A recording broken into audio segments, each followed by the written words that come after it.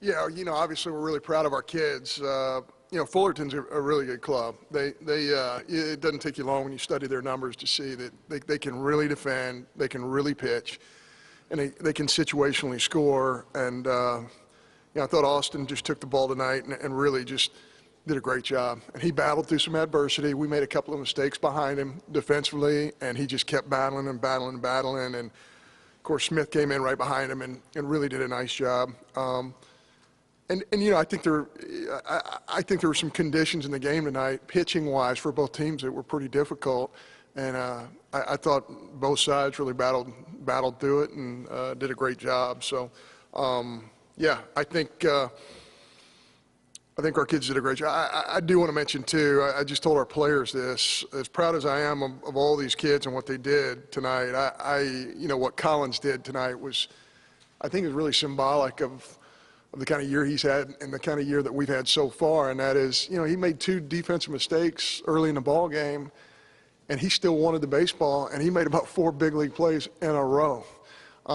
Most kids kind of shy away from the game when it's not going your way and defensively, and he just kept attacking the baseball and made big-time plays, throwing out runners who can really run at first base. The bare hand play on the bunt was unbelievable. The play that took him into foul territory, he had to throw it to home plate and get the out at the plate was a big-time play. I thought that was pretty symbolic. We got some situational hitting today. We played some good defense for most of the night, but Collins, to me, really stands out because he really turned his day around. Really, really proud of him.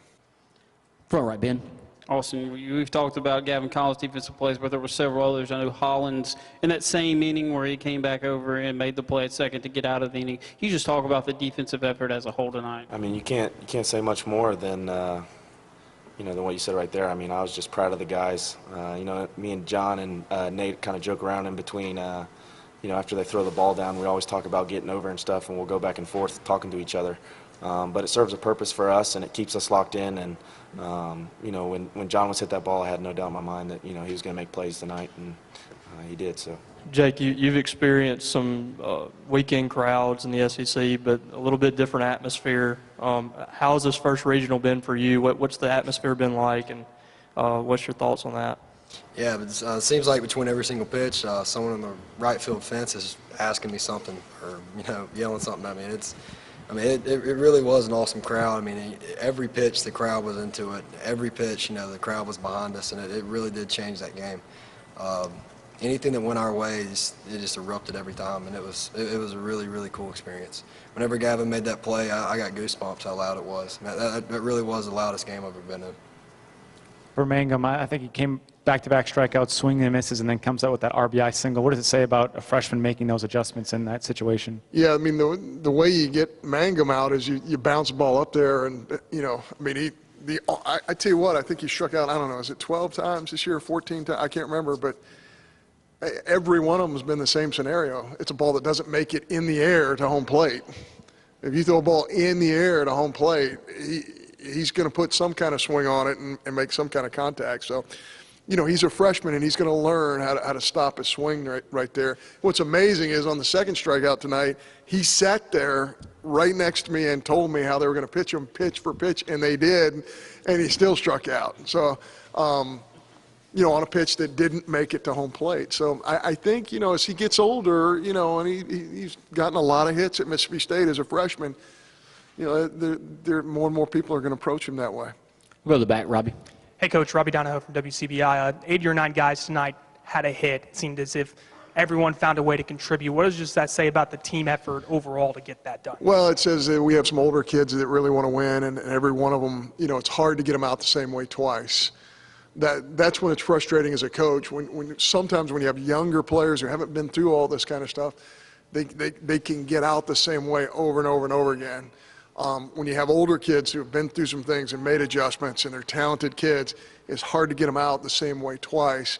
And I think that's what we have going on with our kids. I think they're doing a good job adjusting pitch by pitch through their at-bats and being pretty unselfish, especially, Reed got down a huge bunt tonight. Holland got down a big bunt for us tonight. So when we're asking them to do that,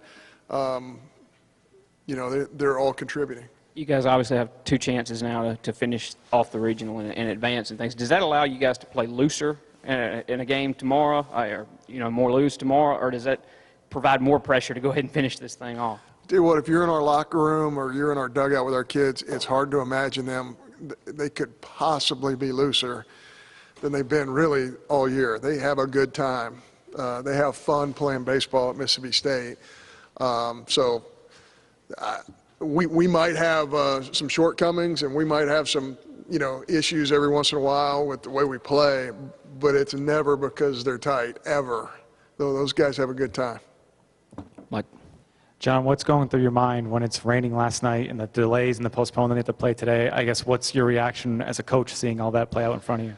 We're all amateur meteorologists, right?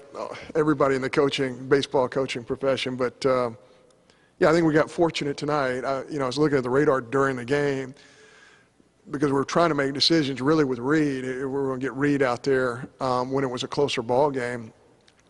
And I saw, it was in Eupora.